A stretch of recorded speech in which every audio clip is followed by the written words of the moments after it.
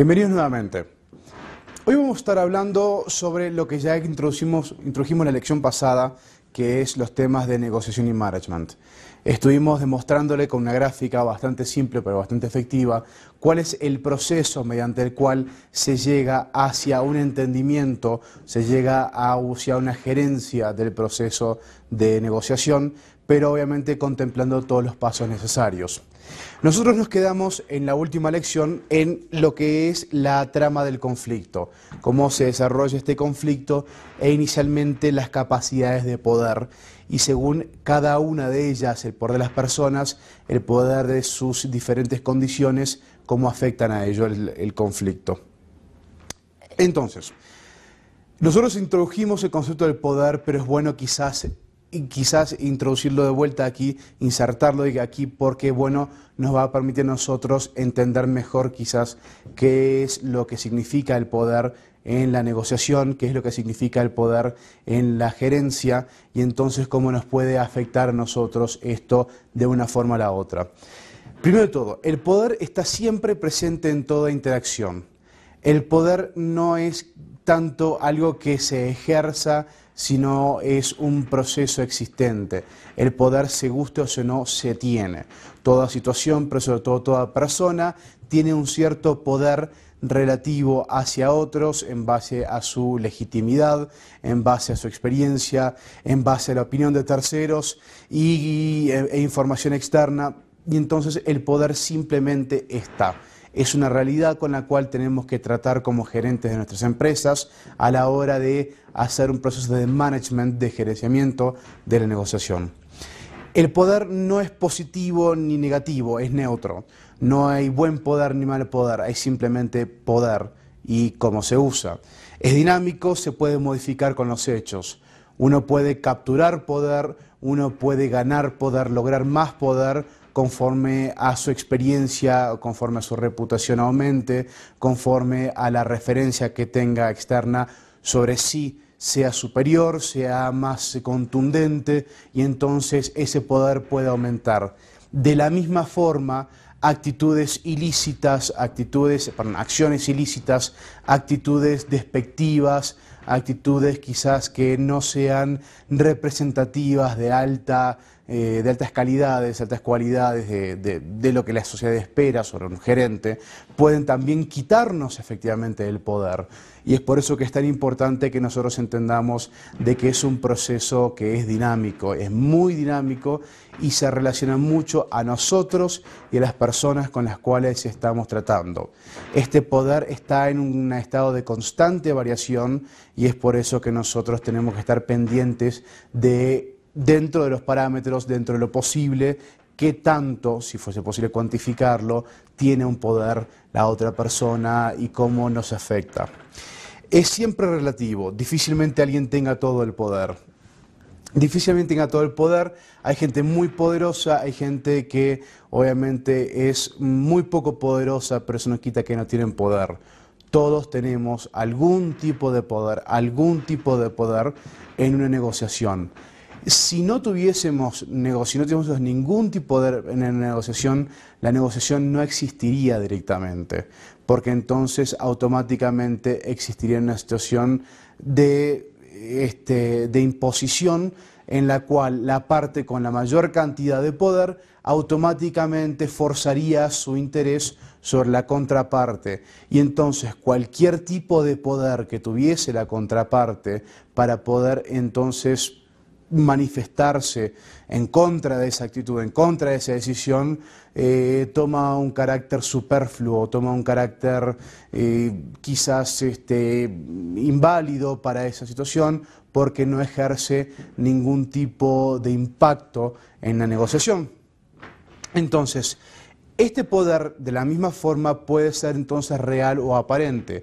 Para que alguien lo tenga tiene que ser reconocido.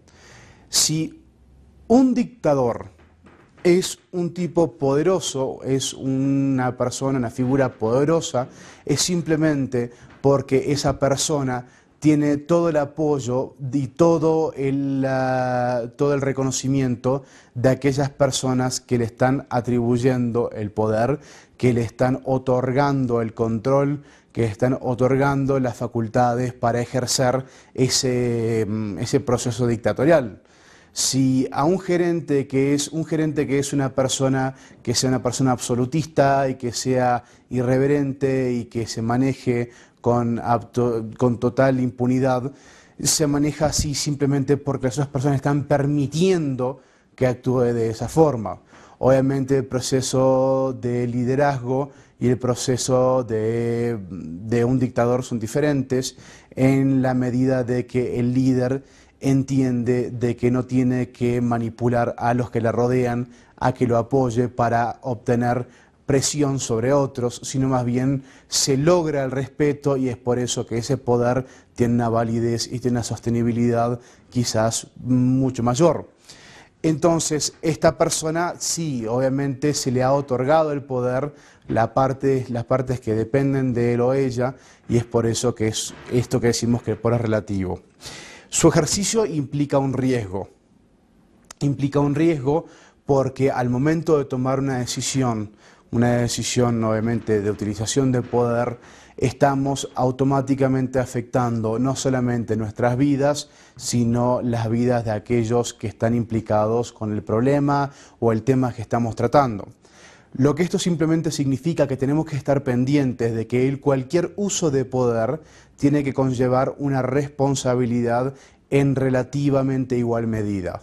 No se puede actuar asumiendo que nuestras prescripciones, nuestras decisiones no tienen consecuencias, porque el problema va a venir indefectiblemente cuando nosotros nos afecte el impacto de nuestras decisiones sobre nuestras propias vidas o sobre los afectados, por no haber tenido un claro entendimiento o por lo menos un humilde acercamiento a entender cuál es el impacto del uso de poder.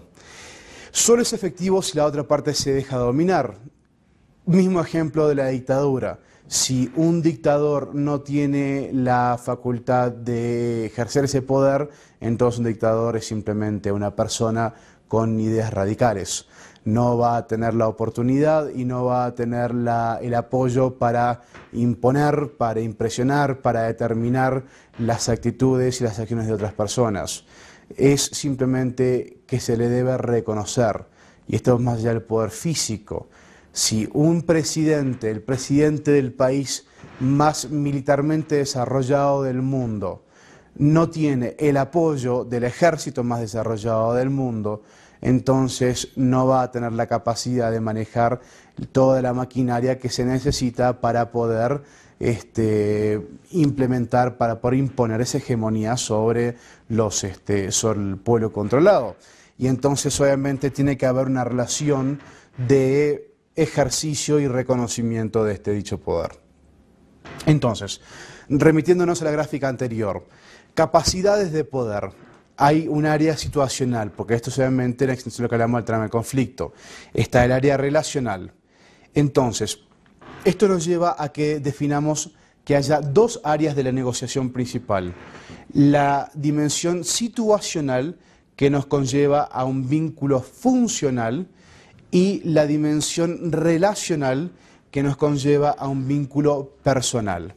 ¿Esto qué quiere decir? Primero de todo está la dimensión situacional, o sea, cuál es la situación en la cual se da el conflicto.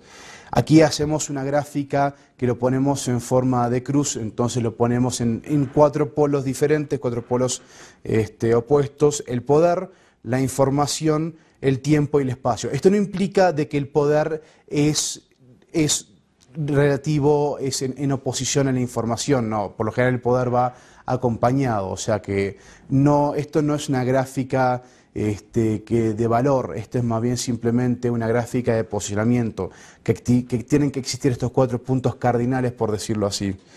Y entonces está el poder, el espacio, la información y el tiempo. Y después está la dimensión relacional, que implica la comunicación, la actitud, las emociones y la percepción de los involucrados. Ahora, superponiendo estos dos, nos damos cuenta que se forma una especie de estrella de puntos que tienen que existir o coexistir en diferente medida, en diferente balance, para que entonces se pueda desarrollar un mejor entendimiento de cómo es la situación que rodea el conflicto. Intercalado entre esos puntos, la percepción, espacio, actitud, información, emociones, tiempo, comunicación y poder, existe la cultura, los intereses y el conflicto en sí, que van a estar siendo condicionados por este tipo de situaciones, espaciales. Entonces, en la trama del conflicto hemos visto el área situacional, el área relacional y las acciones para potenciar y administrar las fuentes de poder identificadas, que es lo que vamos a ver ahora. Una vez que conocemos toda esta información, que tenemos un vasto o por lo menos adecuado entendimiento de las condiciones espaciales y las condiciones de información que nos llevan al conflicto, ahí el punto siguiente es cómo reaccionamos. ¿Cuál es el punto en el cual nosotros pasamos de la captación de información hacia la estrategia? Y este es el punto. En la estrategia que tiene que contemplar la fuerza y el escape, cómo se hay que hacer un escape en caso de tener que hacerlo, lateral hacia adelante, a la fuerza hacia atrás, o sea, simplemente retirando la acción negociadora, y la crianza. Entonces, la fuerza. La fuerza como un concepto absoluto implica una acción unilateral sin participación de la otra parte. El escape implica el escape lateral, el desplazamiento del foco del conflicto, simplemente escaparse, salirse, hacia atrás, ocultamiento, negación, huida, y hacia adelante, que es una acción activa hacia el otro objetivo, que es obviamente superior, ¿no? Esto es utilizando la fuerza. Y después finalmente la crianza implica la creación de un clima empático de cooperación e interacción. Esto es obviamente la situación ideal en la cual se va a dar el conflicto, porque implica de que va a haber una mayor comunicación hacia una interacción más constructiva.